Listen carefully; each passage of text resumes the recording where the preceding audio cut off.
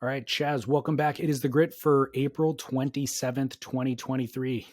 Big news in surfing all over the place, David Lee Scales. It's been a huge week. Oh, speaking of, are they supposed to run today? Do you know forecast wise?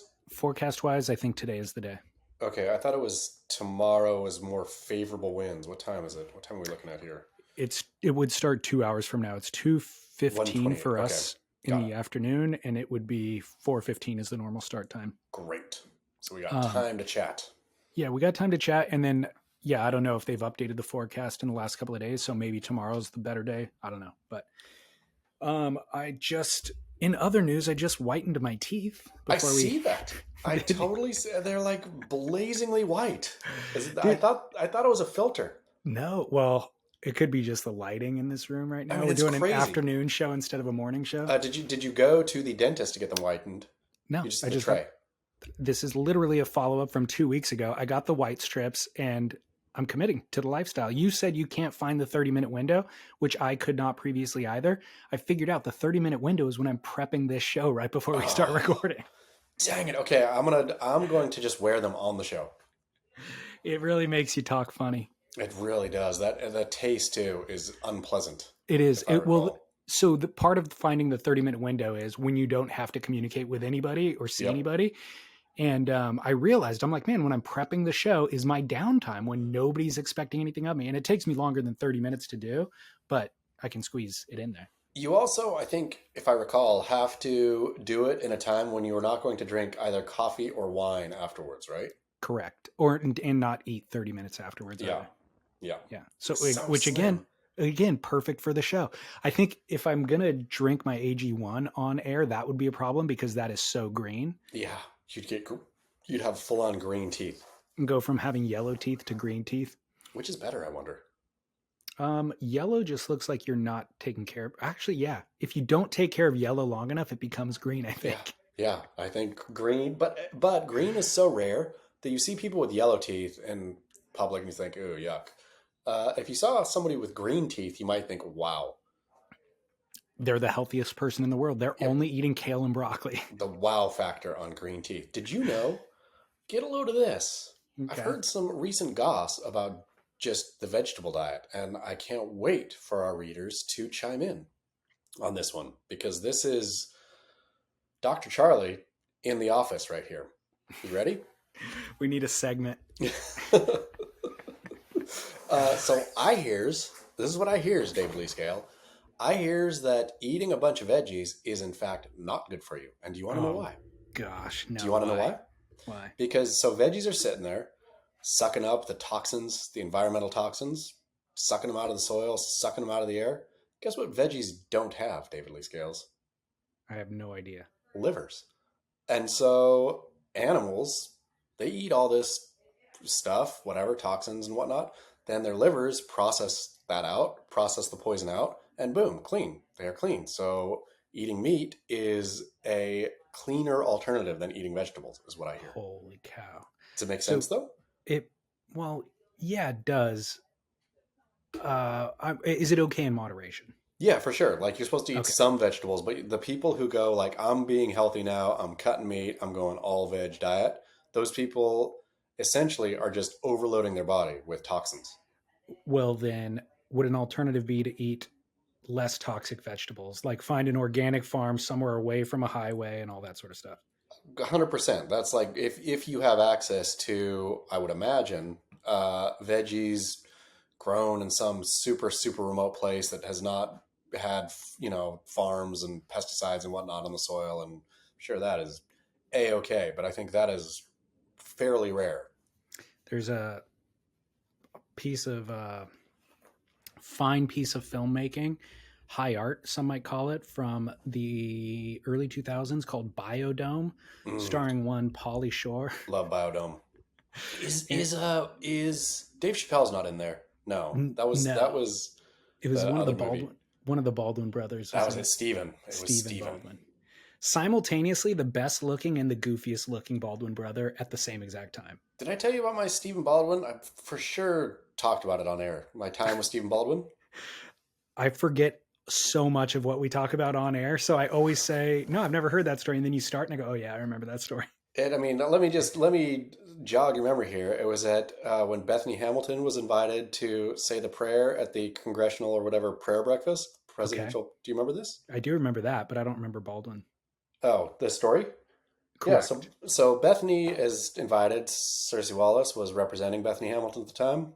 Bethany Hamilton was invited to say the prayer or whatever, or be involved at the prayer breakfast, and so we're in Washington D.C.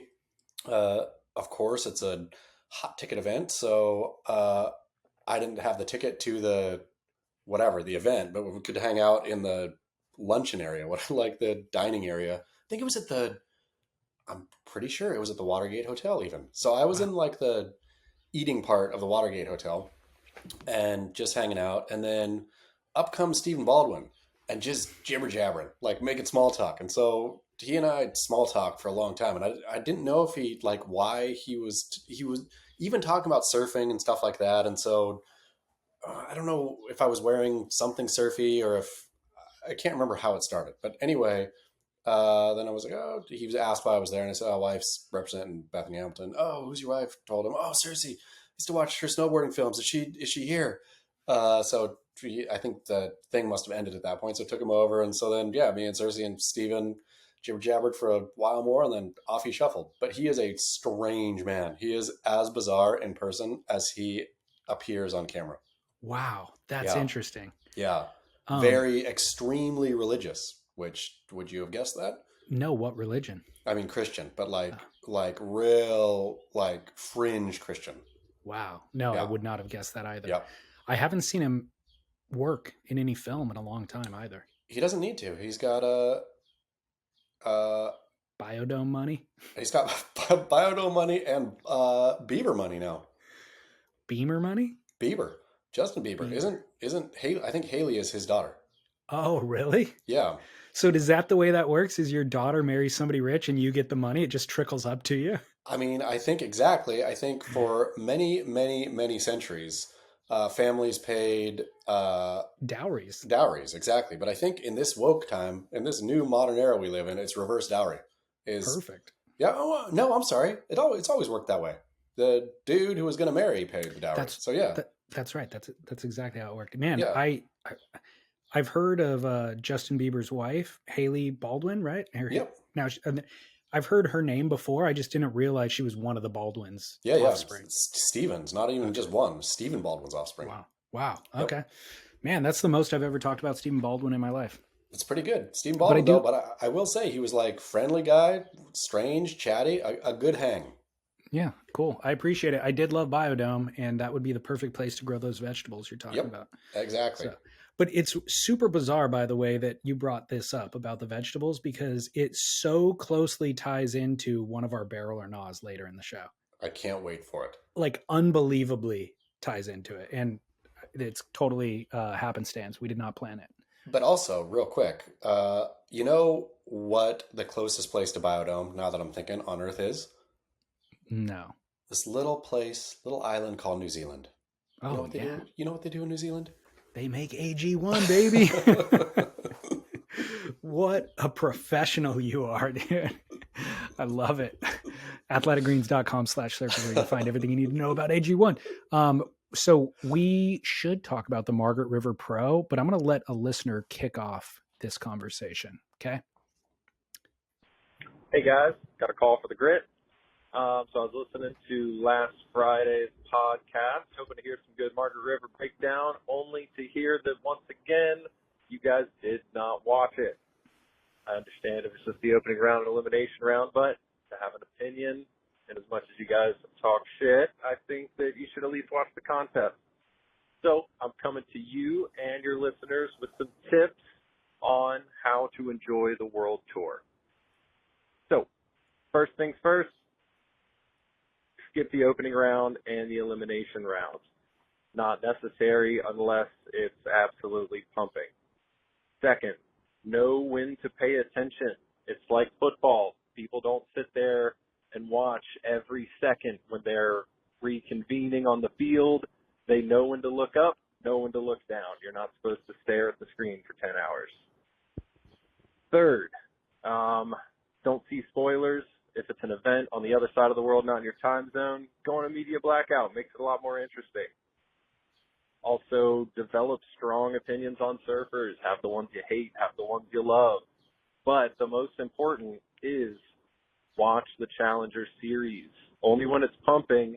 And then the last two events, watch quarterfinals on.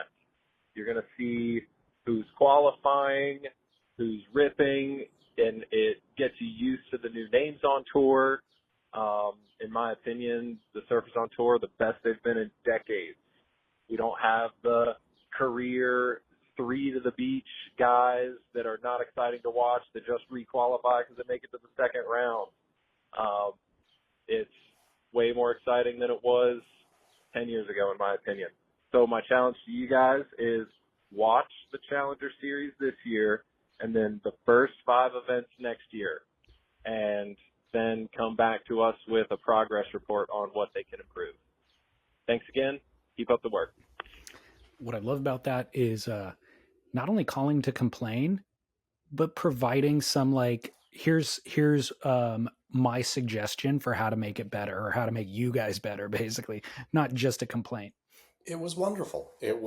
I've never actually truly thought about watching the Challenger Series, to be honest. Like, it's hard enough to watch the dang WCT, but WQS, or I guess not the WQS anymore, the Challenger Series, that's a great call.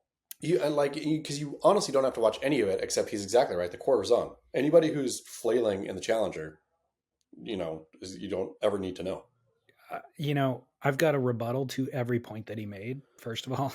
So along the lines of watching the Challenger Series, I love it conceptually. He put the qualifier at the very beginning, only when it's pumping. Turns out it's never pumping. Yeah. So they run the Challenger Series in crappy venues. And even if those crappy venues are pumping, it's not that great, And so I agree those surfers are doing better surfing now than they've ever done before, but it's still not, it's not how I want to use my time. If it was pumping, if it was at great venues, I think it'd be awesome if you and I just focused on the Challenger Series only. And we did a whole season of only commenting on the Challenger Series other than the CT, rather than You're the right, CT. but the waves suck. The waves suck. Except I am looking forward, I will say, and maybe as he was talking, I was thinking, oh, he's right, Snapper rocks. I used to love Snapper, right? Like, I know Snapper is not the greatest wave in the world. And maybe this is just my own mental illness of nostalgia peeking out, but I thought the tour kickoff at Snapper was perfect, right? It was. You get a high performance wave that can get super barrely. It was the amuse bouche, the little warm up to the rest of the tour, right? It got you in the mood. It got you ready to go. You weren't like straight in, like these days, jumping straight in the main course of pipe without any kind of appetizer is tough, right? The way the tour used to be structured, you got warmed up to it all. Agreed. And I take it back. If Snapper's pumping, that's absolutely worth watching. That's the one event that is worth watching. Then you go to Bolito. Don't care. Bolito's, it's okay. And if it gets really good, then it's interesting. Huntington Beach is next. It sucks. Sucks. Sucks at its best. Ericeira can certainly get good. It rarely is for the comp. Sakurama, not good. Nope, and we used to have Haleiwa, which would be worth watching. So there's only the Snapper event, to be perfectly honest, is the one worth watching. Man, what a bummer for those challengers. But I like the part of his call about the media blackout. I think that's salient advice, regardless of whether it's a surf contest or just a show that you like watching that could get spoiled. It's a lot easier with the show, though. It's really, for me, really, really, really, really hard to care about non-live sport. Like, a game that I've been looking forward to, like yesterday, Lakers played the Memphis Grizzlies, as a NBA playoffs, big game. I was having a dinner or something during the game. I can't remember what I was doing, but missed it. But didn't even consider, I'm going to go watch this game. The thought of sitting through a thing that's already happened. Can't do it. Right. I can do it with a show, but not with a live sporting event. Totally. I would like to point out to that listener, though, it sounds like he's passionate about professional surfing, and I like that. I would like to point out to him that I felt that exact same passion for a very, very long time. from prior to being able to access the events online reliably through to the internet, broadband kicking in and being able to stream everything through the ASP, up through the WSL days, up until the last 2 years, I'd say. And I used to write and record podcast episodes dedicated to recapping these events. So, like, going through them with a fine tooth comb. And I realized after a period of time, I'm putting more effort into these recaps than a lot of the WSL is putting into the event itself. And I continued to do it for a year after that. And then I realized, look, if I am trying to distinguish between, two marginal scores in a beach break, or trying to figure out a rule that has changed since the last event, or whatever and I can't figure it out, then what am I doing? Like, I'm spending way too much time trying to figure out this thing that they have not clearly defined or have not clearly committed to the rules on. And so they eroded my interest as a core fan. That's what's happening. And so if Chaz and I are, end up talking about Eric Logan's missteps instead, it's because that's actually more interesting. Like, as a human interest kind of thing, that's more interesting. The demise of the World Surf League, them eroding their core customers, them driving a business into the ground and making a mockery of it, is kind of the more interesting storyline at this point. Way more interesting, I think, personally. I mean, and I know that many of our listeners disagree, right? I feel that we touch the high points of the tour when they matter, right? Like when, I don't know, like, I mean, we'll get to talking Margaret River here in a minute, but there really only is like basically two storylines that matter anymore. Like whatever they've done, yeah, I mean, exactly what you say. The more interesting show is the slow motion sinking of an entire sports league. That is infinitely more interesting. In the annals of the history books, John's searing turns at Margaret will get mentioned. Idolo's drop of the box from 3 years ago that you've talked about, that will get mentioned. But very little from this event, very little of the surfing from this entire season, very little of the surfing from last season, from the last 3 or 4, since COVID, basically, very little of any of that surfing will be in any of the highlights packages. No. It will be the demise is the main story. I mean, Philippe's winning multiple world titles at lower trestles after not paddling Chopu. Like, I mean, that will be the main through line on the competitive side. Completely. It will be about him winning those events, but not about the surfing that was done. It'll be about the farce, the farcical nature of running the World Tour final event at lowers, basically, redundantly. But I don't have a ton to say with all that in mind. I don't have a ton to say about the surfing at Margaret's, other than the big news story is our premonition came to fruition this last week. Kelly Slater not only got cut from Margaret River, but they threw zero retirement party. They didn't even fake as if he was actually cut. They just kind of were like, oh, bummer, you're off tour. What are you going to do? And he's like, I'm going to go get barreled. They're like, okay, sweet. Next day, post an Instagram. Hey, guess what? Kelly's been gifted a wild card, not only for Surf Ranch. Kelly's been gifted a wild card for the rest of the season. And the start of next season. Did you know that? No, yeah, that's how far the wild card extends. The wild card extends all the way to the mid-season cut next year. What in the world? Yeah. I mean, so like to make it, I mean, forever. And I do not care about the qualification system, right? Like, show me a league, bring me a league, please, where, again, I've talked about this before, like the natural selection snowboarding thing, right? Where it is a invitational. The snowboarders that people want to see are the ones on the mountain. They're not going through some like qualifying thing to get there, right? Like they are plucked. These are the people. This is who you want to see.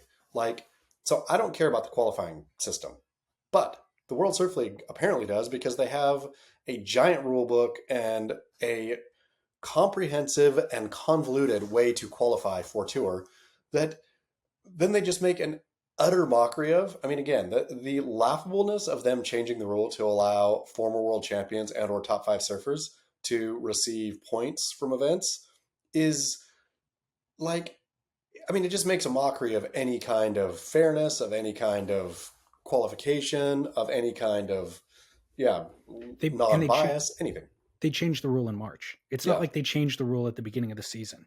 You know what I mean? So, but you're right. I don't care about the qualification either. They created a cut.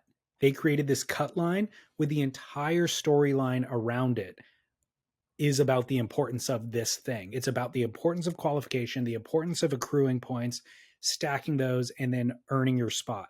So to throw all of that out on a whim is undermining their original conceit, you know. And again, it doesn't offend me. And I would even make an argument Kelly deserves Of carte course. blanche. You know, I mean, Kelly they deserves just give him. But I'm trying to play by your rules. I'm trying to follow your storyline, and then play by the rules and pay attention and care. And you guys constantly kick me in the knees. You cut me down, you know? I mean, it's so ridiculous. I mean, you are exactly right. Having a midseason cut, and then they finally, it was the second running of the midseason cut, and you finally have like last year, Owen getting cut. It's not a great storyline. Let's be honest. Who really cares about Owen Wright at that point? And so an aging pro got booted off tour. Fine. This year, you actually had theoretical drama around it, both with Kolohe and Kelly, particularly Kelly, but they knew that they were going to give him this wild card, so they couldn't even drum up the story. But maybe they just didn't care anymore because, I mean, we talked about it last week. The whole cut line was, I think, to juice interest really for Make or Break, I think, essentially for the Apple TV show. And now that Apple TV show is gone, and so, who are they? They're only kind of juicing it or making it more interesting to the people already watching, because I don't think there's a bunch of new eyeballs. Now, with Make or Break gone, there's definitely I don't think, new eyeballs coming in, right? Where are people going to discover pro surfing? Bailey Ladder fans. Yeah. Big fans of Bailey Ladders, who then got introduced to the WSL through the partnership. I think they're going to be the big influx. I mean, my goodness gracious, though. But yeah, but then just to do something and then mock that thing that you're doing. I mean, the whole thing is it's absolutely and utterly mockable. We got a listener line call that I'm not going to play, but he was like, man, go watch the opening round of Margaret River, the men's side, Heat 5. Eric Logan comes in and talks to Joe Turpel and Felicity Palmatier. And the gobbledygook that comes out of that guy's mouth, he goes, I know you guys know because you talk about it every single week, but he's like, I was like aghast. I could not believe the stories he was just trying to spin as good PR, and so I listened to that call and I went back and watched that heat and actually pulled the clip. I was going to start editing it to give you kind of a highlight reel of Eric's gobbledygook. And it was so like you'd have to just let the full 30-minute thing play because there was just too much of it. It was literally every answer to every question that Joe Turpel teed up. But one of them was, our current number one on both the men and the women's side, Joao Chianca and Molly Picklum, were cut last year. And he goes, this is a testament to the importance and the value of the cut, is that these people went and reframed their mindset, tried harder, and now look at them go. And I'm thinking, that is the stupidest rationale. You are so lucky that those two world-class athletes survived your inane idea. You know what I mean? And they're such good surfers. I mean, Joao Chianca, the reason he lost last year was because he surfed against John a couple of times. Yep. And he put up the second highest heat totals through those events. And John happened to put up the highest heat total in those events. So Joao got the crap end of the stick, but he's such a phenomenal surfer that he went and did it on the CS, and he's right back on tour and now proving to you. But if you as a league cannot identify LeBron James when LeBron James is on the court, then you are the idiot in the room. Yeah. You know what I mean? You totally do not understand surfing. And not only to pat yourself on the back, but then to like say that, oh no, they went and reframed their mindset. Yeah. No, they did. That's not what that was. You don't put it on them. You know, I mean, I guess it's a compliment to that surfer too, in kind of a weird way, but they had everything last year too. I mean, You failed them. I mean, the LeBron James metaphor is apt. Like to like kick LeBron back to the minor leagues because oops, LeBron playing like LeBron and to kick him down. I mean, you're exactly right. That is what happened. Joao Chianca put together a monster surfing wise when the first half of the season was epic. The only way that he was undone by the best, arguably the best surfer in the world, surfing as good as he could. That's the only thing that took Chianca out. And he lost by less than a point at Yeah. Pipeline and pumping J-Bay. You know what I mean? I mean, pumping Pipeline and pumping J-Bay. So I mean, yeah, Eric Logan. I mean, again, it's high comedy. Like it is totally the Jesse Miley Dyer and Eric Logan show is as good as it gets. I think it is must see TV. yeah. Well, Margaret River, I'm actually, despite all of that, if the swell delivers today, I'm excited about the quarterfinals. It's Sure. good. This quarterfinals are cute, that are queued up are very good. And the guys that are still in the event and the girls are surfing phenomenally. Like John Florence's performance through this event, Ethan Ewing's performances. Felipe Toledo, by the way, I feel like he's better than I've given him credit for. I know he's won Margaret River in the past. Even then, I didn't fully acknowledge that, I think, personally. Maybe that's when I kind of was not watching the tour as much as I used to. But he's powerful. You know what I mean? Like he's not just doing airs. He is unbelievably powerful. And he's got a solid, snappy rail game. Like, Yeah. I mean, again, this is the problem with him being a coward, is he has every tool in his box to succeed, minus a heart, right? Like, it's not like he's a flippy air guy who, I could see him not wanting to huck over the ledge because he wouldn't really know what to do. Are you kidding me? That kid rips like proper rail surfing as well as his air game. He is a entirely well-rounded surfer, which again makes his cowardice that much more embarrassing. Well, we used to see him doing that rail surfing at lowers, let's say, waves but Margaret's is an open ocean. There's a lot of, a lot of face and a lot of slopey face too. It's not just always standing up on the reef. And so to see him really develop the power game to get through those types of transitions on the wave, I think is a development in his surfing. Like he grew into that, Oh, I mean, I guess where his thing is still like powerful barreling lefts, which isn't necessarily a rail thing. No, I totally agree with what you're saying about that. And kind of a counterpoint to Felipe is Griffin Colapinto charges and has the heart. And I can't remember him getting like the best waves of any given session at Chopu or Pipe, but I've seen him take off on the craziest ones and eat it in the most devastating fashion and then still be back out there doing it again. And that's kind of what you want to see, So what I want to see what do you feel about, while we're talking surfing, the rise again of Gabriel Medina and possibly a rekindling of the best, I would say, in the last at least 5 years, best rivalry is Gabe and John, yeah? Yes. I think it's a phenomenal rivalry that neither of them acknowledge quite yet. But what, Gabe has 3 world titles now. John has 2. Mm-hmm. John's got an Eddie under his belt. They were both the highest paid surfers in the world, or the first and the second highest paid surfers in the world for a period of time. So I think it has all the makings. Regular foot versus goofy foot, different nationalities is interesting. So I think it has all the makings, and their approach is different too. Like John's is so much more calm and casual. Gabriel's is almost frantic. So I would love to see that become a rivalry. My money's on John all along the way, Ooh, John's going to get hurt though again. He's going to tweak a knee. He's going to tweak a knee at tiny El Salvador. Yeah, that's a possibility. I could see both of them losing interest, to be honest. I could see John not being thrilled by the organization itself, the WSL, and the decisions that they make. And he has so many other interests and opportunities in life. He really doesn't need the WSL at this point for a paycheck, for a validation for his career, for any of that. And I could see Gabriel Medina being sidetracked for other reasons. Gabriel Medina living the life of a celebrity, he just can go do that, you know? I mean, the funny thing, I think, possibly, maybe it's not that funny, but I think probably, I would imagine, many listeners to this show just think that we're running our mouths, negative talk about the WSL and this, that, and the other thing. I know for a fact from enough sources that these views here are reflected in the professional surfing, the surfers on tour.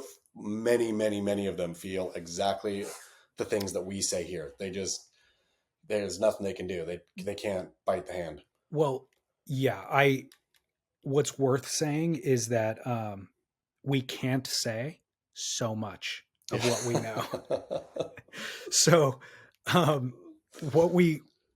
I think we are kind of sharing a certain level of intensity and ire that seems unjust if we can't give the actual facts that we have. But we can't give the actual facts that we have because there's really a legal liability, I think. And there's also the other thing that's built into that is like the athletes and the employees, or the former employees, by the way, who have given us this information don't want to put their name on the line. Yeah. And the athletes who are on tour, you know, I just mentioned Gabriel Medina and John Florence can go make a living off tour, but most of them can't. Most of the athletes that are on tour cannot. And so they don't want to bite the only hand that can feed them. And so everybody's just quietly cringing and going along, but make no mistake, they all feel the same way. It's a consensus at this point. Do you think that powers that be, Eric Logan, Jesse Miley Dyer, et cetera, are thankful that for the small beating they get, knowing that there's a lot more? Or do you think they're so out to lunch that they think, well, we are the picture of perfection? Are you kidding? I think it's a little bit of both. I think that there's enough people patting their backs from outside of the surf world, you know, because you only care about this stuff if you're looking at it under a microscope. Yeah. But for people outside of the surf world who see Eric Logan's posts on Instagram and Jesse's posts about going to her leadership conference, and even at those leadership conferences, they're just getting tons of adulation. Yeah. So they can kind of be, willfully delusional. But I think that the second thing is also true, which is they're grateful that they're not getting more put on blast. Basically, they're only getting put on blast here and a couple of other places, because I think some of the bad behaviors and the missteps have been recorded. They have been fully documented, and they could be fully brought to light if there were proper journalists with proper journalist outlets that would, you know, if the Wall Street Journal came in and wrote an expose on some of this stuff, like it would be, terrible for them and their jobs in the World Surf League as a whole. And so, but, you know, you and I don't have the legal cover to do something like that. And the people who kind of have suffered at the hand don't have the desire to share that information, you know? Yeah. I mean, it's really is a unfortunate situation all around, but we'll keep dancing around. And then honestly, when the thing goes off the cliff, it'll be really interesting stories to tell after the fact. You know what I mean? True. Like this will be it'll be the demise of the WSL and competitive professional surfing will be something to a story for the children to marvel at. We've got, do you remember, of course you remember, but Kook and Curran has become everybody's favorite segment. Yes. And we had Kook and Curran's 4 or 5 years ago that we mentioned in passing, hey, this is a really interesting thing that happens in surfing. Here's one, but they came so infrequently. Well, CJ Hobgood called, and then I got 2 new calls this week. I think these things are coming out of the woodwork now. Let's go. We're identifying more and more of them as we go. And this one, in fact, comes from a shaper for Joao Chianca and a lot of the top performers on the WSL. Britt Merrick. Boys, what's happening? Britt here. I'm shaping boards, listening to the show as I often do, and I just heard CJ Hobgood's Kook and Curran. Kook and Curran is the best thing ever. Having known Tom Curran my entire life, it's all true. All the ones that people are coming up with. So I've got one. I was watching the Margs contest recently, and I saw Kelly on the webcast running down for his heat, carrying his board wax side against his body. Wax side against his body. And I thought, the only other person that I see do that regularly is Tom Curran or Complete Kooks. Who does that? Why would you ever do that? It makes no sense. It doesn't go with the flow of the board. The rail doesn't fit in your hand right. Why would you get waxed against your body? You know who else does it? Tom Carroll. Absolute legend. So that proves the point. Tom Curran, Tom Carroll, Kelly Slater. You got to be a Curran or an absolute kook to carry your board the wrong way. As a board builder, I'm claiming it's the wrong way. If you do it, you're a kook, or you better be Curran. Okay, boys. Talk to you. What do you say? Such truth. Such truth. I mean, I've always thought this my whole life of, like it's just particularly, I mean, Britt bringing up the rail not fitting in your hand. I'd never even really thought about that, but that is 100% true.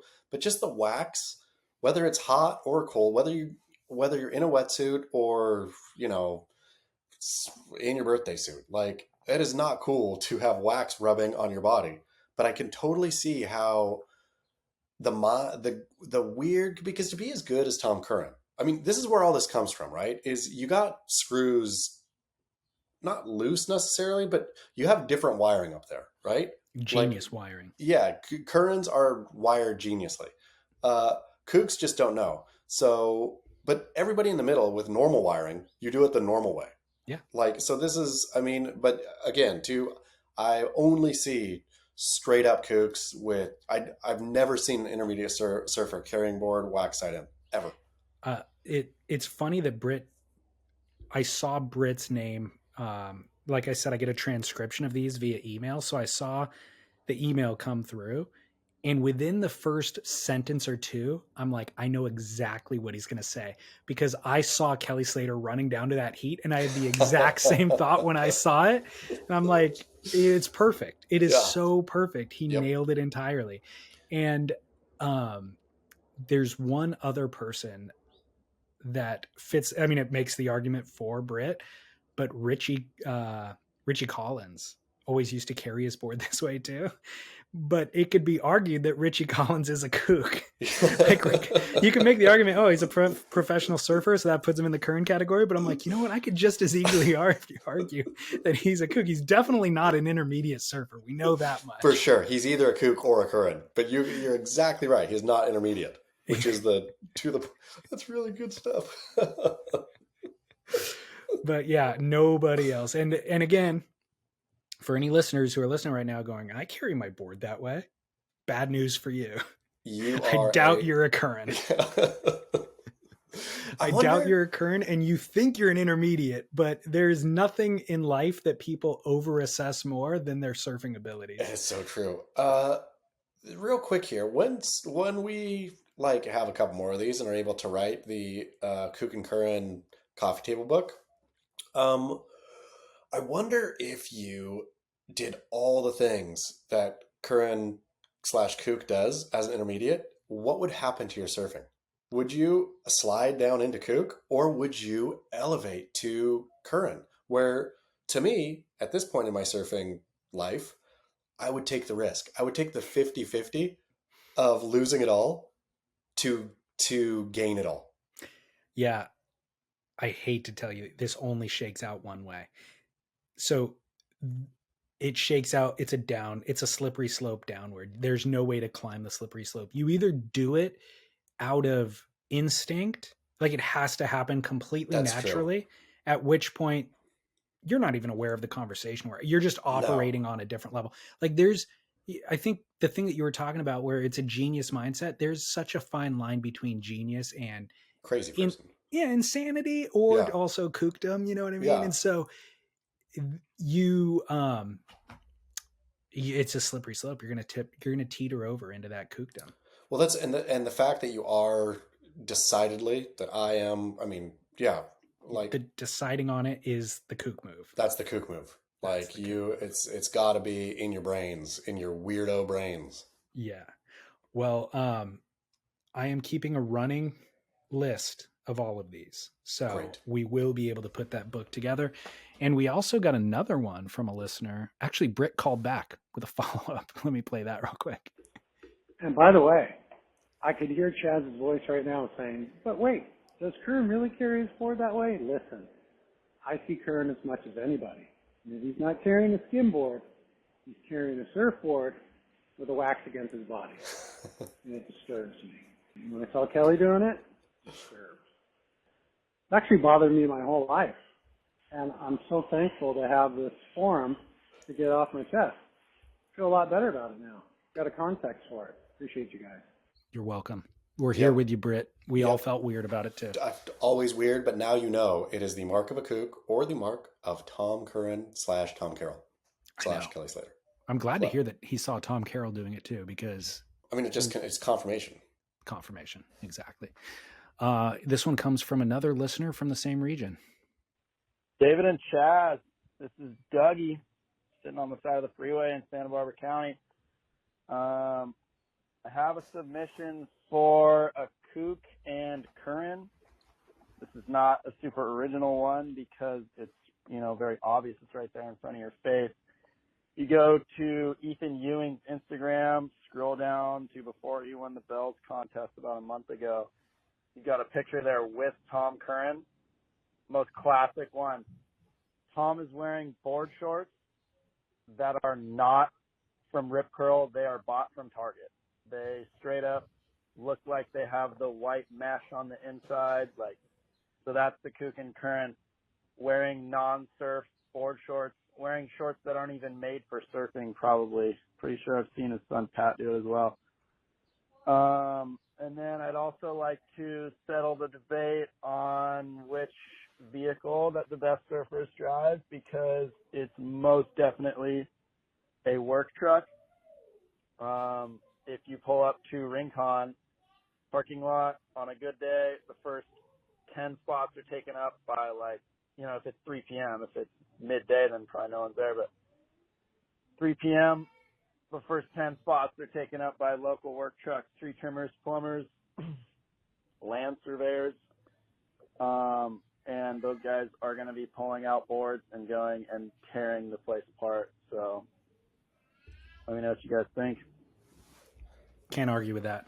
It's a totally facts on that second one, that the blue collar workaday guy is the biggest ripper of all. Totally. You should do there should be a full, screw the WSL. There should be a full blue collar surf tour where you're not allowed to quit your job. You work your 40 hours a week, and then you also surf on the blue collar tour, the BCT. Yeah. Lori Towner, Nathan Yep. Hedge. I mean, come on in. Yeah. Just don't quit. Just do not quit. I think it fosters that desire, that is lacking in so many. I mean, imagine Gross. that those guys are bored at work and or working hard. So you got 2 hours to blow off some steam, to blow the fins out the back. Yep. Boom. There you go. Jay Davies would win that tour. You're strong. You're strong from real work, not pansy work like professional surfing. Yep. Well, Yeah. His kook and Curran submission, Tom Curran, I feel like he misworded it. He said board shorts that aren't made for surfing. No, they're not board shorts. The shorts that he's talking about that Swim Tom Curran trunks. is wearing are not board shorts. They are swim trunks. But they're not even made for swimming. They're made for playing in the pool, basically. They're the ones that have the elastic waist with a drawstring that you have to cinch tight, and the internet on them as well. The mesh internet on the inside. Tom Curran is sponsored by Rip Curl. He is not wearing Rip Curl board shorts. He's wearing a pair of Swimmers. trunks from Target. So I think he nailed it because I've actually never even seen this done before. So there's certain things like Britt Merrick identified that Curran does, and then other Currans do, and Kooks do, but nobody in between. This is one that hasn't even trickled down to the other Currans yet. No. It's only Tom Curran doing it. Well, because it is called Kook or Curran for a reason, right? Yes. There is only one Tom Curran. It's not, Ripper or Kook. But we do apply it to that as well. It can be, but It can not always. Like Correct. Tom Curran, there are things that only Tom Curran does and only Kooks do, right? And nobody, not even the highest level surfer does. Well, what's interesting is there's also things that only Tom Curran does, period, full stop.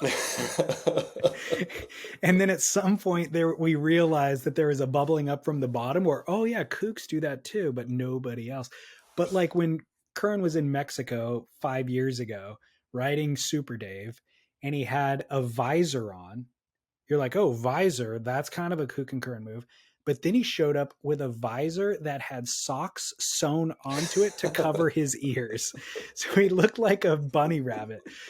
This is not a joke. I need to find this clip somewhere. Yeah. He had socks sewn onto his visor so that it would cover his ears from being sunburnt. And you're like, wow, well, not even a kook does that. That is strictly reserved for a genius mindset. Tom Curran.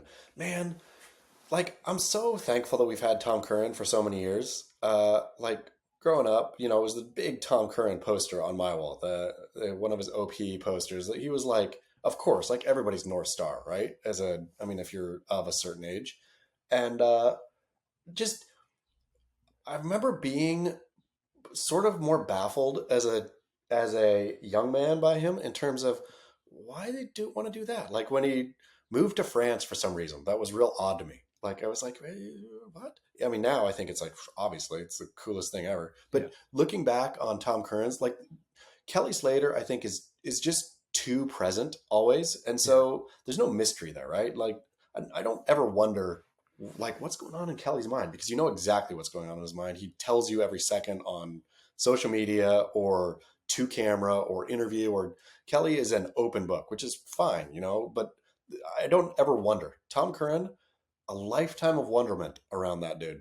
100%. I'm completely fascinated, engaged in the story, like want to know more, want to find meaning in every little thing that I've seen him do. Whereas Kelly, it's way too present. It's way too in my face that now I actually care a lot less because you're shoving it in my face. Yeah, I'm like, man, could you please close your mouth just for once, Kelly? Like the fact that Kelly's the only one that gets interviewed after his heat losses is hilarious to me. The fact that he is so like he should be curmudgeonly or whatever. Like whoever the World Surf League camera team is shouldn't feel comfortable going up to Kelly after a loss, but they feel fully. Let's go talk to Kelly right after he gets cut from tour. It's probably written into his contract that they have to talk to him. He wants as much airtime as he can get. Exactly. That's the way it feels, though. And so enough, Kelly.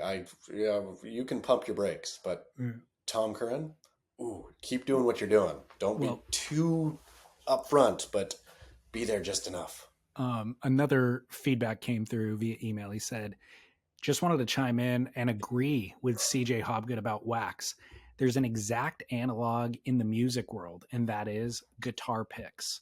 Beginner has 2, lost both, can't find them. An intermediate has every thickness, shape, and brand, has a little guitar pick holder stuck behind the guitar neck, has them in his wallet, in his credit card sleeve, has the microphone stand with all the picks lined up in case he loses one mid-solo.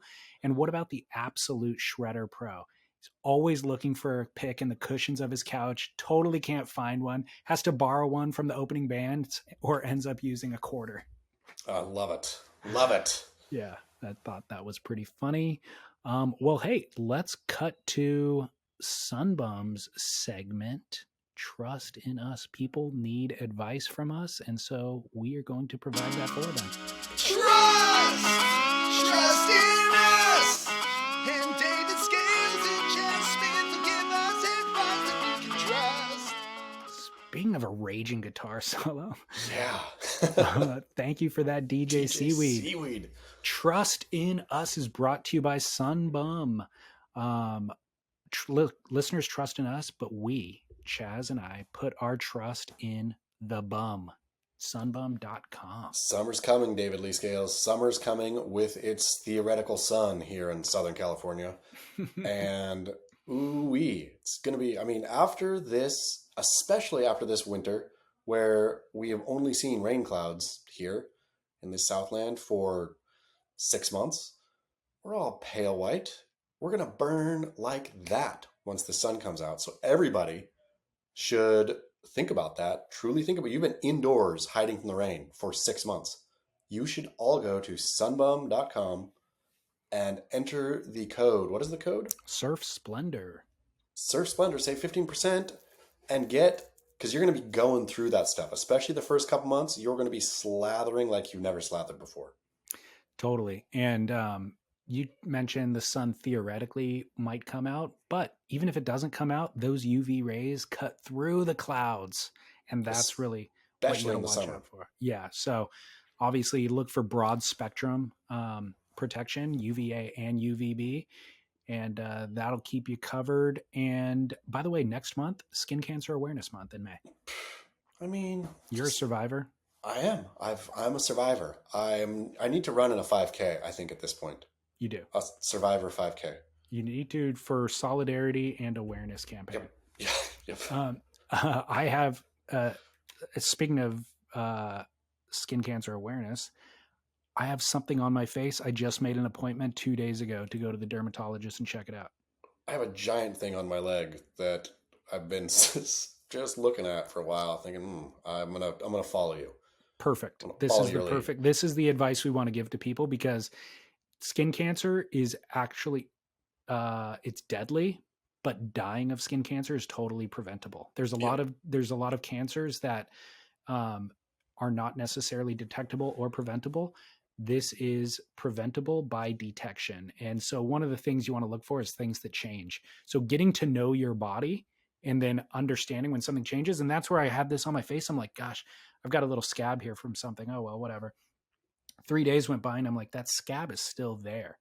Like, why hasn't it sloughed off, or whatever? And it's like, well, turns out it's probably not a scab, and it looks like a mole, but it feels like a scab, and that's probably not a good thing. So we'll just go to the dermatologist, have them check it out. They can zap it off at this stage. No big No deal. problem. I'm not actually worried about it, but No problem. identifying it is key, because not identifying it and going a year or two, then having to have like a crater cut out of your face It's not cool. Not cool. Not cool. So sunbum.com, their advice, by the way, on their website is like, hey, stay out of the sun. But if you're going to go in the sun, use Sunbum. You know what I mean? So I think that's great advice too. Yep. We're obviously in the sun via surfing, no matter what. So sunbum.com, promo code Surf Splendor, 15% off, or buy from your local retailer. Now, advice, trust in us. Chaz, this is a listener line call. Call for the grit. I need a little bit of life advice here. Currently, I'm living in a small beach town on the east coast of America, recent college graduate, and I had the opportunity to go take a job in one of these big cities on the east coast and make a lot more money, but I have recently chosen to take a significant pay reduction and still work in my local little beach town. The decision for this is honestly just to surf. So family, kind of mad, but let me know if I made the right choice or not. If my career took me to a big city where I'd have to step away from surfing, but I'd make a lot more money, or if I should still work in this little small town that I'm in. Kind of need some help on this one, boys. Thank you. Picking lower pay. We're here, David Lee. We're here for our friend. This one is relatively simple. It might seem complex, but I think this one, the fact that he was not tempted by the pay and didn't try to justify by thinking like, okay, I'm going to go get paid for a while and then I'm going to save my money and then buy a condo in, the beach town, and then also, whatever. There's all kinds of scenarios that you can dream up in your mind when you're chasing pay, which are fine, right? Like, hey, if you want to get paid more money, you want to get paid more money. But our fine collar, recent college graduate, seems like he's got his priorities sorted the way he wants them. And if you have your priorities sorted the way you want them, if you enjoy that beach town life, if you enjoy surfing, all that, as much as you can, perfect. You like all you're going to do. I mean, again, I think we brought this up before, David Lee Scales on the show, but who was it? Was it Jerry Jones who said, uh, owner of the Dallas Cowboys, owner of some professional sports team, I think it was Jerry Jones, said people out, Cowboys are worth whatever. I mean, the Washington Commanders just sold for $7 billion. So if they sold for $7 billion, then I'm sure the Dallas Cowboys would sell for $13 billion, some insane amount of money. And so Jerry Jones is asked, why don't you sell, the Cowboys? And he says, because the only thing I would want to do with my money is buy the Cowboys, which is precisely to our fine collar's point. If you were living the life you want, then all you're going to do with more money is try to get back to living the life you want. And you're going to go a real roundabout way to attempt to get back. So money and everything, if you're happy, be happy. Yes. But when you're in college and maybe even just out of college, you don't have a lot of responsibility in life. And so you can live off little money. With life, age comes responsibilities. And by the way, other desire for other things as you mature. Maybe it's a wife, maybe it's kids, maybe it's home ownership, all that sort of stuff. Or maybe it's something different, but you want opportunity to do those things when they present themselves.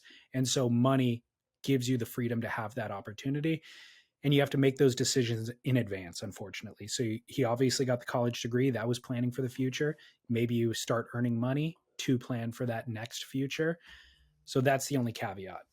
But I would say, though, if you are happy in your town, in your small town, stuff, I feel, comes from just sticking around. Like if you're there, you'll get, you won't be making Chicago money or wherever his big town that he was going to go, but you'll be making enough to, unless I suppose there's but again, I don't know I don't think there's a lot of Eastern Seaboard, or that's not true. I'm sure there's plenty of super high rent Eastern Seaboard towns. Oh, but yeah.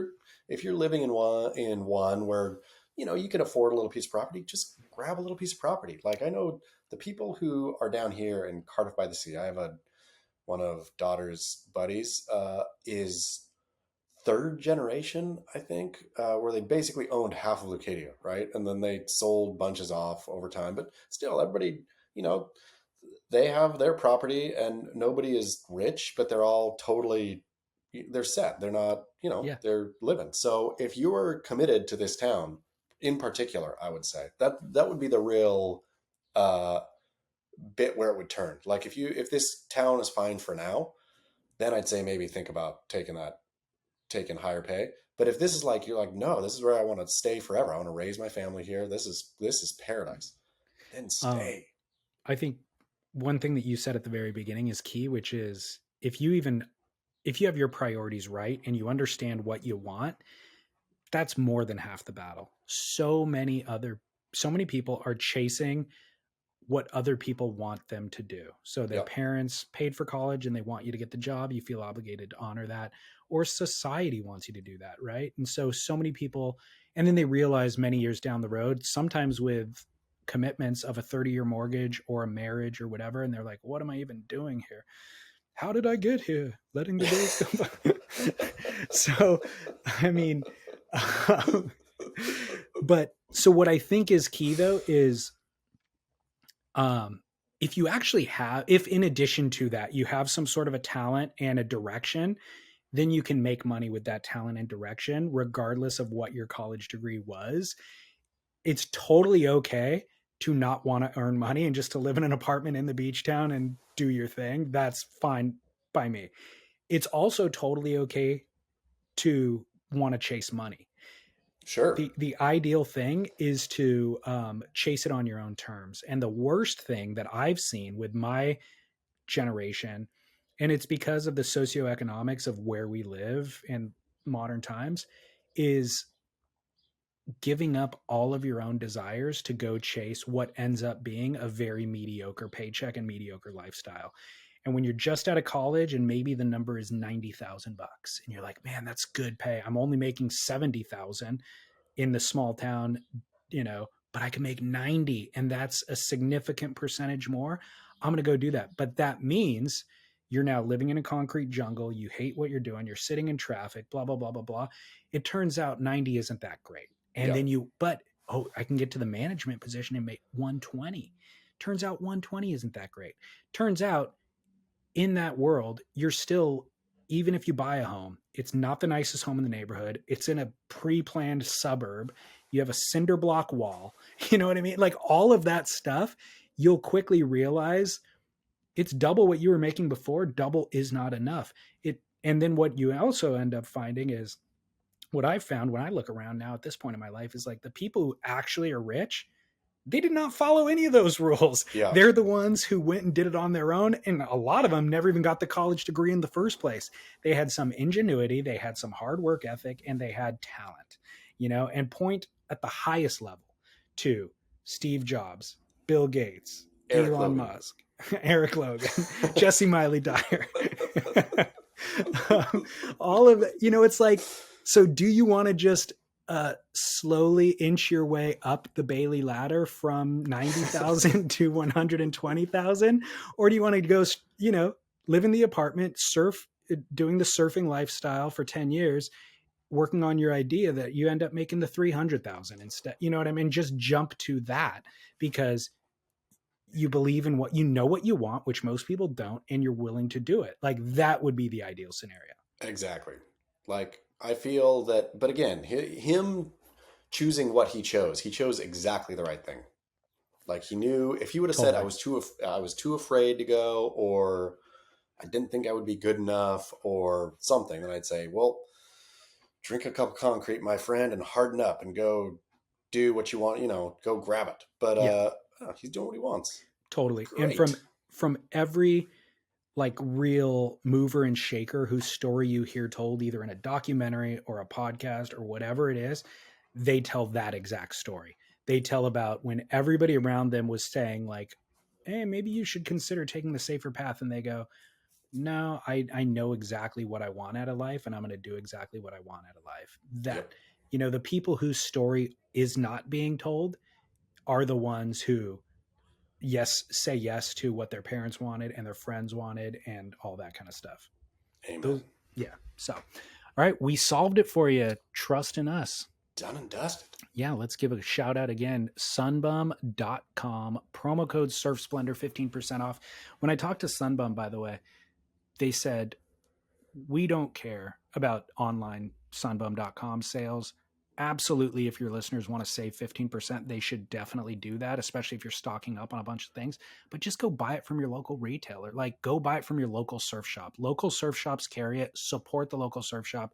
Next time you're in there picking up wax on your way to the beach, just grab some Sunbum along with it instead of a competing brand. That's what we want. Simple. Sunbum.com. Okay, let's go to commercial break, and then I'm going to come back with 2 more follow-ups from last week, and then I've got some barreling off for you as well. Great. Oh yeah. Did you hear the exciting moment that Lauren just shouted to me? I missed it. Exciting moment in the Scales household. Austin just went pee-pee in the potty. Ooh, boom. Mic drop right there. How old is he? Year and a half. That is solid work. 1.5 years for boys. I know stinking 2.5-year-olds who are still wearing diapers. Yeah, I mean, he's still wearing the diaper, but we haven't even tried that hard. We got his little training chair and we've pointed to it a couple of times and explained it to him. The kid has really high comprehension. Like, he's not super verbal, but he seems to understand a lot of what we say to him. Even if we're speaking in like adult speed to one another, he'll kind of pick up what we're talking about. And so we've explained to him what it is and when to do it and all that sort of stuff. And apparently he just did it. Boom. Austin, congrats. I know, big moment. I just wanted to mark it here so that in the future, if we're ever like, how old was he? We have it You'll on know podcast exactly. record. Okay, I got a follow up from last week that I want to play for you. Here it is. Hey, this is for the grid. This is Mike from Oregon. Just listening to the deal about the guy who surfed with his mom and trying to figure out what to do with her. I think you guys missed a real, a little bit of drinking involved. Life lesson there. The whole lesson in that whole thing is, as a parent, know that your kids are going to think you're lame way before you think you're lame. So you got to be like planning for those kids to want to get rid of you way before you realize they want to, and kind of bow out gracefully. Anyways, keep up the work. Trust in, was it Tim from Oregon? I forget, Justin maybe? Well, trust in him in any case. That is great advice. Yeah, I agree. It's inevitable. There's no way not looking lame in front of your parents or in front of your kids. I mean, I feel it's just one you take on the chin, right? Yeah, like and you don't have to recognize it yourself. You can still think, I don't get it. I think I'm pretty cool, but so I don't need to understand that I'm not. I just know that I'm not. Like, I think that we should probably stake a year in this for our listeners. What year do you think? Or I suppose it depends on how old your child is compared to you. Yeah. The other thing, though, that we haven't said is that the parents think the kids are dumb, or lame. Like, I mean, that's kind of more classic, actually, is being like, the kids' music these days, it's not even like music anymore or whatever. It was way better when I was young. Like, that is the truth, too. So it's just a misconnection completely, miscommunication completely. Just part ways, kids and parents. But on a sentimental note, I'll share a story, and then I've got one more listener line call that is sentimental as well about that exact thing.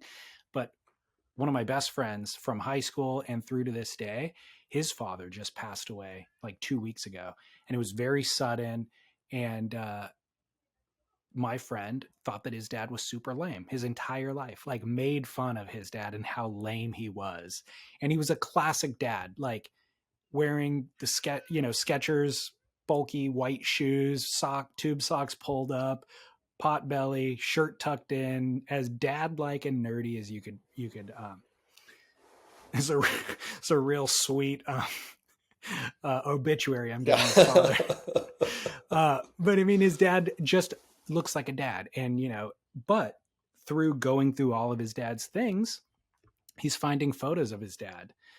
Not photos of even before my buddy existed, but photos that were taken in my buddy's life. But my buddy always thought they looked lame when he experienced it. But now looking at it in retrospect, he's like, my dad was freaking cool. He was a drummer, and he was like an incredible drummer. And so he has these photos of himself drumming where he's like shredding. It's like, how did I not see that my dad was so cool in that moment? I remember experiencing that moment live and thinking, God, my dad's so lame right now. And now I'm seeing it under different eyes going, that guy, I mean, he's cool. And I'm kind of like him in a lot of ways is the other thing. Well, great. I mean, it's good that he could have that epiphany. Yeah. After his dad passed away. A little bit late, but probably some regret there. But yeah, I mean, it's you see things under different lenses throughout your life. But here's one more that kind of falls in line with that. Hey, David, Lee, and Chaz.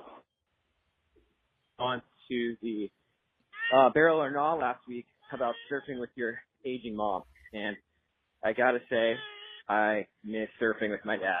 My dad was a charger. He was one of the California, Hawaii transplants, lived in the North Shore in the 70s, did really well out there. In fact, he totally alphaed me during the last Eddie when we were talking about it. And he said, I'm the only one in the family who's even surfed Waimea.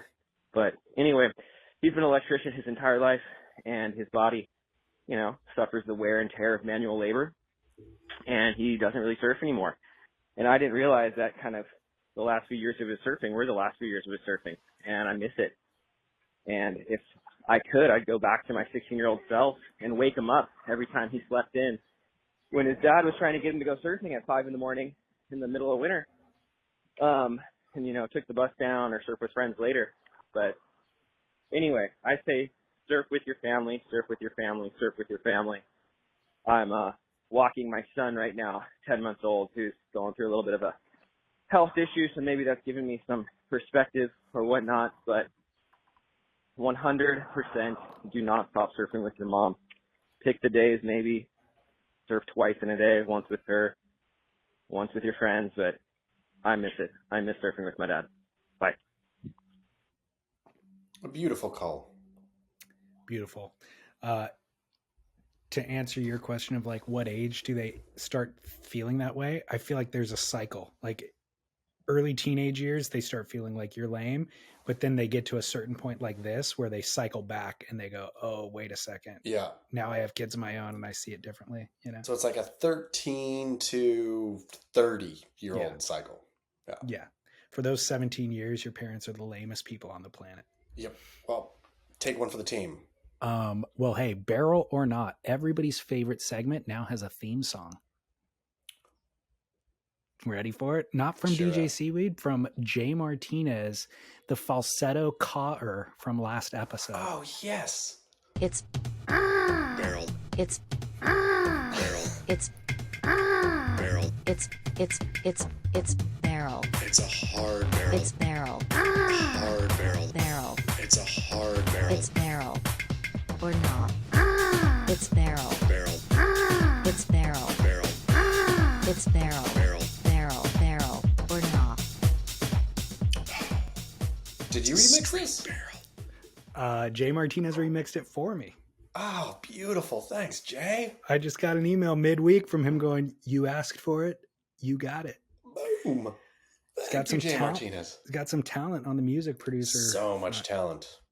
We could do Yes. it. I feel that we could do a whole, to be honest, a lot of ideas that get kicked around the show that don't come to fruition. But I feel we could do, read today that Diplo, noted surfer, Kelly Slater friend Diplo, was saying that Coachella, for more or less, has past its prime, right? He was thinking that they're struggling to get acts, and they're just kind of signing top 40 headliners without, it's not the curated experience that it once was.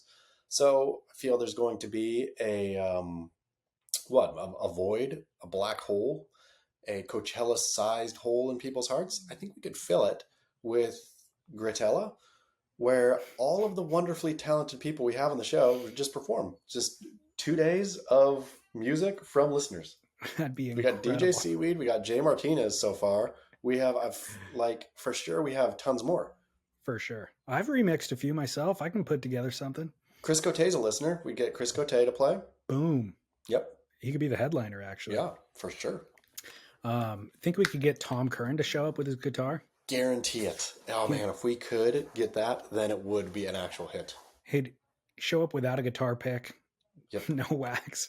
So we'd have to have that handy for him. But I'm intermediate at everything, so I'll just bring him. I'll be Everything. fully stocked. Yep. So Barrel or Not, by the way, not only does it have a theme song, but it has a sponsor. It is presented by Buell, buellsurf.com. I forgot to mention it last week, but we have a promo code. Not only does it save you money, it saves you a quarter, 25%. I've never Buell- even heard of these kinds of savings I in a code, to be honest. I I've know. heard of 10, heard of 15, never heard of 25. And the wetsuits are already really fairly priced, and I would say even low priced. And so take 25% off a low price, smoking deal. I mean, it's insane. If you need a wetsuit, if you're in Australia, it's coming to be winter. If you're in Northern Hemisphere, hey man, that 1 mil, you need your 1 mil. There's going to be 2 weeks where you're going to be the coolest surfer in the water. So the code is Buell Grit 25. So Buell is spelled Buell. Grit 25 is the number. And by the way, it's still cold here. You don't need 1 mil. I surfed this morning. I wore my 3 mil Buell, and the water temp was 60 degrees. So it's warmed Cold. up. It's warmed up a tiny bit, but it's cold. It's Still cold. springtime. Yeah, it's Yep. the end of April, and it's 60 degrees. But let me Yikes. tell you, that single mil, 3 mil, it's not 3.2, it's not 4.3, it's all 3 mil. The thing is lightweight. I was like, this thing is normal. This thing is somehow lighter than my 3.2s, and it's silky. Like it felt buttery, velvety. You know what I mean? That the Buell neoprene or whatever they use is properly some of the best I felt. It totally is. It's epic. And I just couldn't believe it just felt like a 2 mil or something like that. Like it felt thin and light and maneuverable, but it was 60 degrees. I wasn't wearing booties or anything else. I was fully warm in a 3 mil at 60 degrees. Love it. So yeah, Buell Grit 25 is your promo code. So we've got 3 Barrel or Nas as usual today, and one came through via email that is an excellent one, but we did it 4 years ago. And I hate to leave people hanging like that. I want to acknowledge them like, hey, this is a great one. But I hate to tell you, we've already done it. But that one was giving change to homeless people. Oh, yeah. So where did we stand years ago? Do you remember? Well, I don't remember. And I'm wondering if maybe we should recycle some because our stances may have changed. But what I was going to do is just give an adjacent one to this, which is donating at the grocery store when you go to checkout. It used to be there was a little thing for change there. Now that thing is on the credit card reader on the screen, pops up. You slide your card, first thing that pops up, would you like to donate to $1, blah, blah, blah. $2, $4, or $5? Exactly. So what are your thoughts on donating at the grocery store? I used to be a real consistent $1, like depending on the cause, right? But these days I'm less just because I think it's pretty rude. I should probably go back to just doing it, right? Like the transparency maybe is not there. I'd have no reason not to trust Vons, but but I don't know necessarily that Vons, I don't need to see the accounting. I don't like the stance of, if I'm giving my if I'm giving my $1 somewhere, I really want to, check everything and make sure there's not being used for bureaucratic fees and blah, blah, blah, blah. Like you're giving $1, man. Like who cares if like 2 cents of it goes to the cause, but yeah, I used to regularly, I've fallen out of practice, but I'm going to get back on if I like the cause. Yeah, I'm not. I'm so anti this for the exact reason of I feel like so much of it goes to the bureaucracy of it. Like I want to be charitable, but I want to vet those things on my own and every year commit to them. So like, look, I have a charitable budget in my, I know how much I make and I know how much I can afford to give. And every year I will give that amount, but it's not going to be to the kiosk thing at Ralph's. You know what I mean? And like, hey, sorry, whoever it is that needs this money. But again, I think that the bigger problem I have is I am cynical. And I do think that the CEO of that company is making $500,000 a year. I mean, but here is the thing though, is, I hope the CEO of Vons or Ralph's is making more than $500,000 a year. No, of the charity. Oh yeah. Okay. I was really thinking you were lowballing the brave chief of executives of grocery stores. But my thing on this, though, a little bit is the charities I think are often good. It's like stuff that's like legit good, right? It's like, what's the one that's well if they've been one now? If they've been vetted by Vons, then yes, they probably are. And I don't think like Vons has no real interest in your dollar. They're making money off groceries, right? They have a healthy business going on. It is odd though. Why are they doing that? Are they taking a cut? Because it used to be seasonally. It used to be, and then the cashier would ask you, right? I remember always. Yeah. It would be like for a month or something during a certain awareness month, and the cashier would say, "Would you like to give $1 to?" And then you used to sign the thing, right? Yeah. You'd stick a thing on the wall. That's gone away. Now it's year round. So I wonder if they've tested this. We're going to have to get to the bottom of this. One of our listeners knows. Yeah. One of our listeners knows this is a full on racket because it really did just quietly go to year round. Cashier doesn't say anything. It's just on the screen every time you check out. See, I've just identified what I dislike about it so much is the fact that I even have to think about it in this way. The fact that I have to figure out if they're ripping me off, is Vons getting a take, all of that is nonsense. I don't want to have those thoughts because I've got too many other important things to think about. This is totally non-necessary. Except though, if they are doing a good job, if it's all on the up and up, I really want to know now. If this is on the up and up, then what it does though is save you the time and energy to find a charity, to go online, to, put money, like you put your bank details in. It's all just, it's happening, it's point of sale right there. Like you can take care of all your charity work just by thanks to the Vons kiosk. The moment they simplify it that much for you to just not think about it is when somebody steps in and rips it off. Like that, the way that human nature works is that as soon as you're not paying attention is when they make their move. How do those charities in the pin pad get there?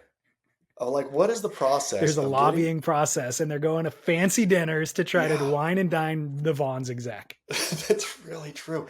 Ooh, I am so surprised. In fact, I am beyond surprised that the World Surf League doesn't have a little donate here box. Like, if the World Surf League was a grocery store, it would have multiple charities that all went to Eric Logan's Manhattan Beach lifestyle.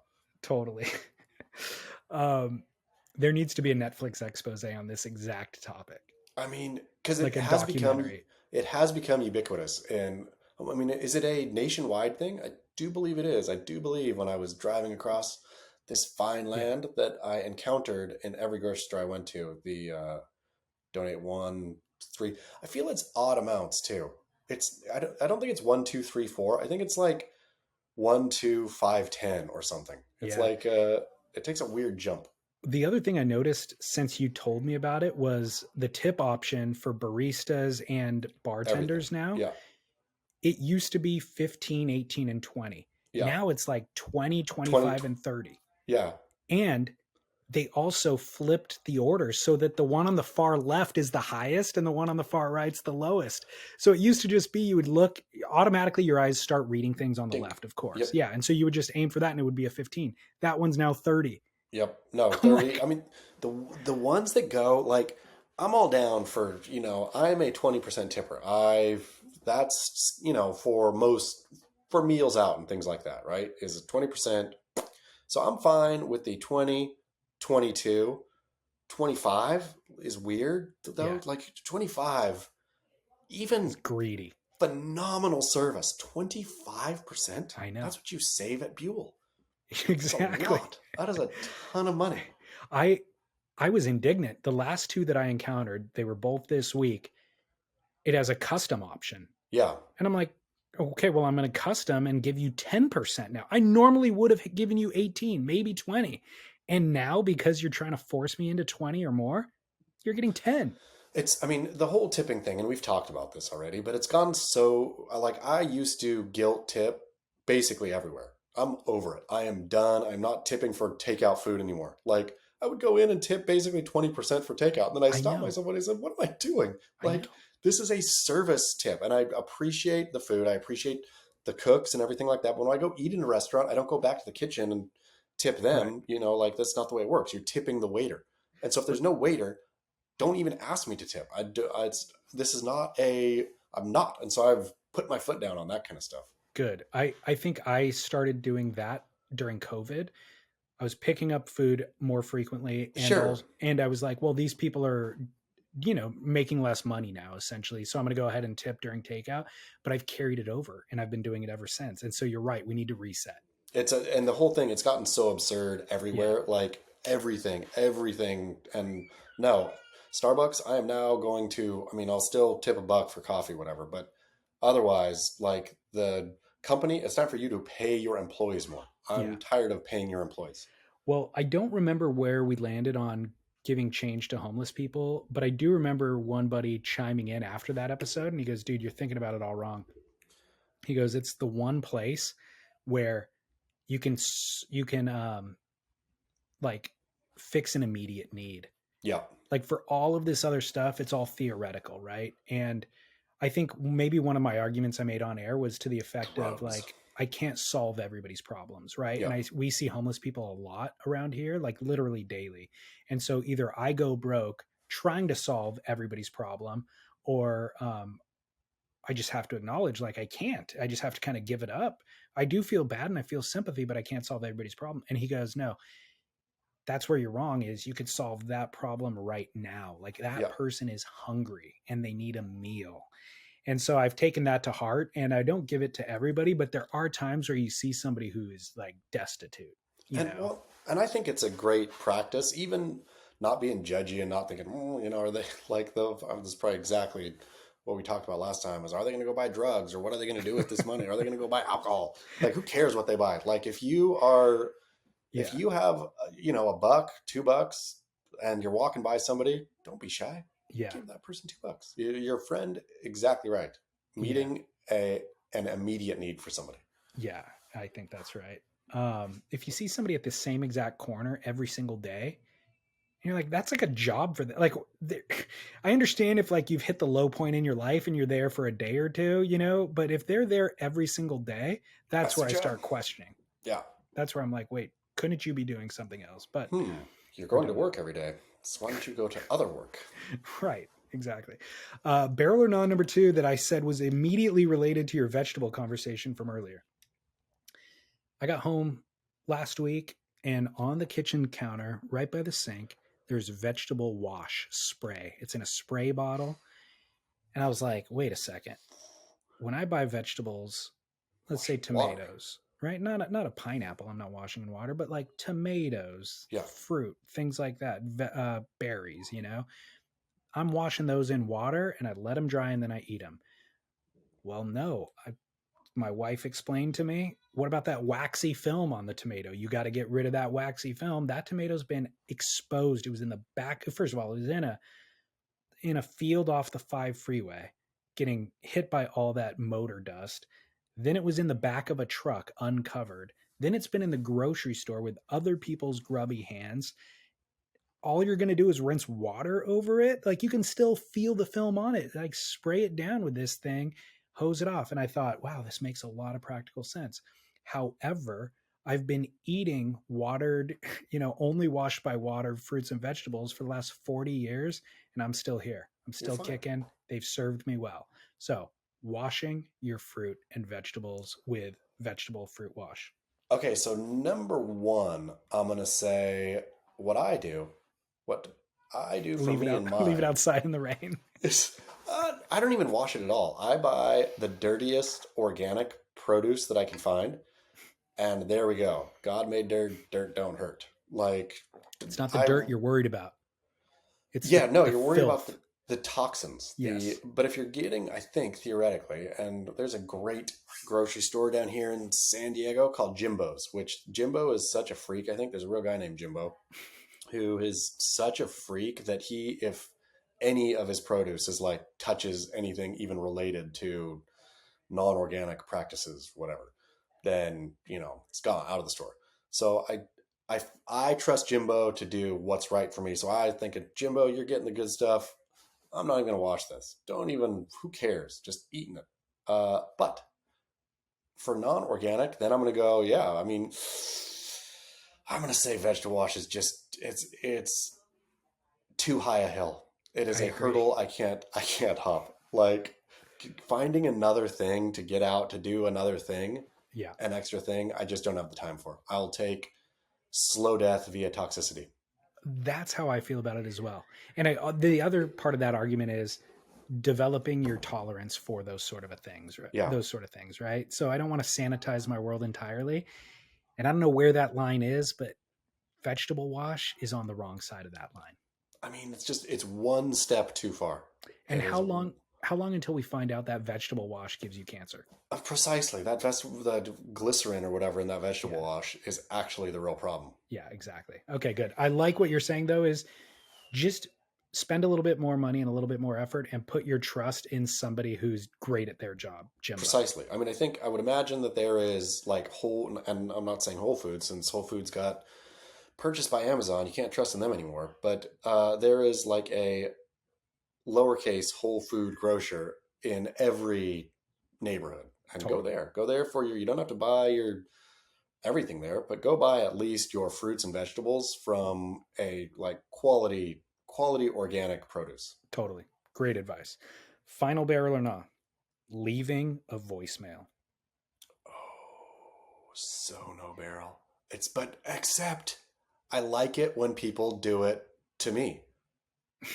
I don't like to leave them. I don't leave them. Oh, see, I hate when people do it to me. I don't want to listen to them.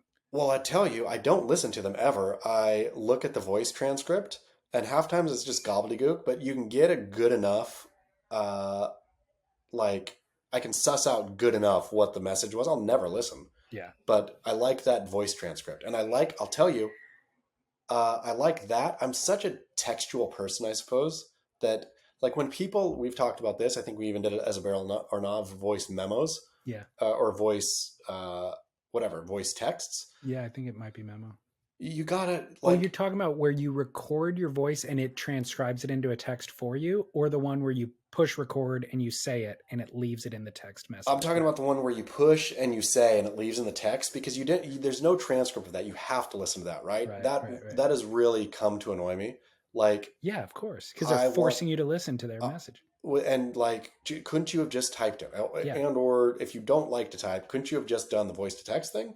Or you know, I don't get the point of it. But at least with voicemails, at least the Apple phone does do the transcript, and I like that. Well, I like knowing why you called. Leaving a voicemail is a thing of yesteryear that no longer serves any purpose in our lives. And I called a friend the other day. I was in the car and it goes to voicemail, and his outgoing message said, "Hey, thanks for calling. Sorry I missed you. Go ahead and send a text to this exact number and I'll get back to you via text as soon as I can." And I was like, genius.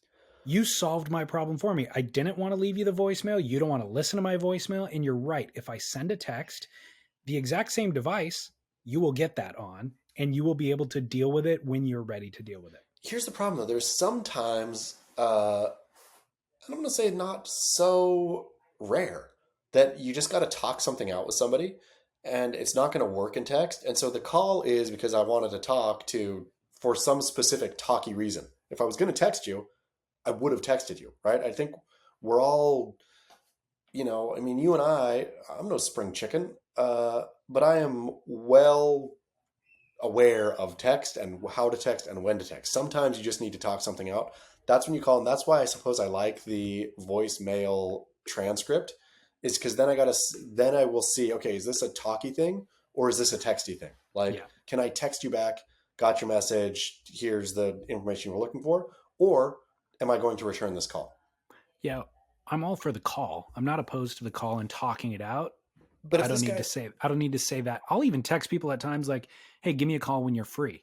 Sure. Because if I call them, I don't know if they're available or not, but I do want to talk it out. I don't want to leave them a message. I'll wait till they call me back. That's true. I mean, that is the very polite thing to do. But what were you calling this friend about in the first place? Was it a talky thing or a texty thing? Something that required talking about. Yeah. So did you text him, "Hey, call me when you get a minute"? Yep. And did you feel bad that you wasted time calling him first? Did you think I didn't feel bad about it, but it was a logical sequence of events in my mind. Yeah. I called, he didn't answer. He told me just to text him. So I texted him, and then 20 minutes later he called me back. We chatted. Yeah. But you really could have could have been valuable time that you would have spent with your son. Like time that you will never get back.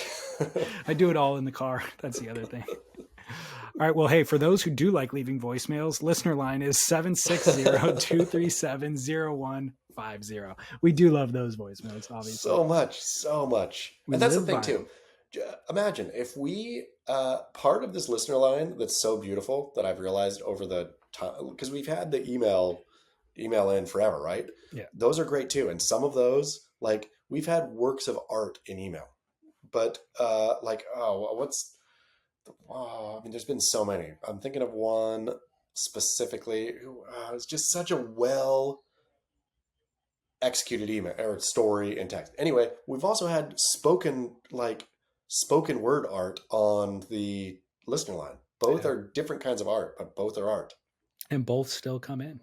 Yeah. We still have both types coming. So thank you, listeners. surfsplendorpodcast.com is where you can find the listener line. You can leave a comment at the bottom of the show's page. Obviously, beachgrit.com is where you can get all the most important surf news. We're watching live, David Lee. It's on? Apparently. It says watch live. Okay, which means it will go live at 4:15. Why do they do it at 4:15? It's probably a 4:00 start time. Yeah, coverage starts at 4. So This is perfect. we'll be ready in 8 minutes. Man, we timed this perfectly. What a perfect day. Felipe and Gabe up first, it looks like. Ooh, okay, I'm getting this live. And then we'll actually be able to talk about the event next week because we're watching it for once in our lives. Can't wait. I'm tuning in right now. Right on. By the way, do you want to promote your guys' shorts that you're selling on beachgrit.com? Yes, I sure do. Listener, have I a treat for you? Beach Grit has made another phenomenal trunk. One that possibly Tom Carroll or Tom Curran could be found in. They are, I think, is it 18-inch in the leg, maybe 16-inch? A nice short trunk with the phenomenal brand, the Critical Slide Society out of Bondi. It's a nice black trunk with the Beach Grit little logo. I don't need life, I'm high, is what it reads over. That's not Spicoli. What's the dude's name? It's Eric, I don't know, guy from Fast Times at Ridgemont High. Fast Times at Ridgemont High. Stoltz, Eric Stoltz. Eric Stoltz's face says, I don't need life, I'm high. And they're a bargain, I feel, as far as trunks go, for, I think they're like 60 US bucks coming out of Australia for 60 bucks. So get yourself, I think they're going to sell out pretty quick. So if you would like a pair of Beach Grit trunks, hop on early. I have edition 1. Do you? Did you order? I do, yeah. Did they come?